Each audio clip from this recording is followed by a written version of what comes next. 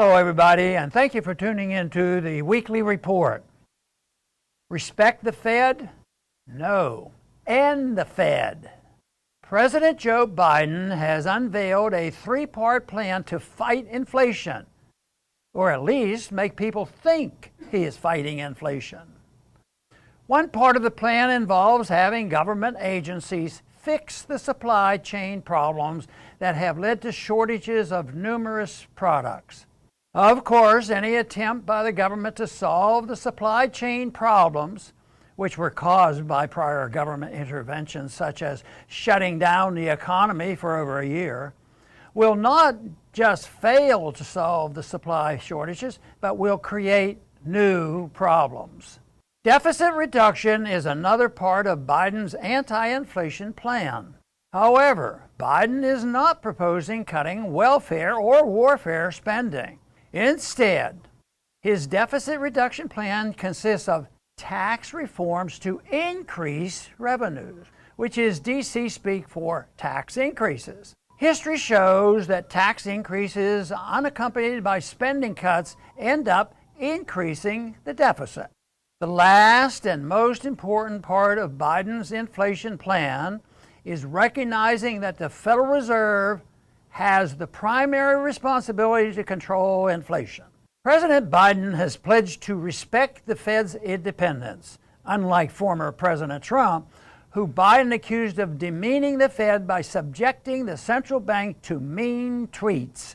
It's hard to believe that someone who has been in D.C. as long as Joe Biden really thinks Donald Trump was the first president to try to influence the Fed's conduct of monetary policy. Since the Fed's creation, presidents have used public and private pressure by convincing the Fed to tailor monetary policy to advance their policy and political goals. When it comes to demeaning the Fed, Trump has nothing on Lyndon Johnson, who, frustrated over the Fed's refusal to tailor monetary policy to finance the Great Society and Vietnam War, threw the Fed chairman against the wall.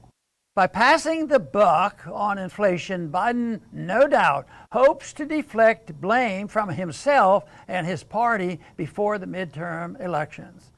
Unlike Biden's previous inflation scapegoats, greedy corporations and Vladimir Putin, the Fed actually is responsible for creating and controlling inflation.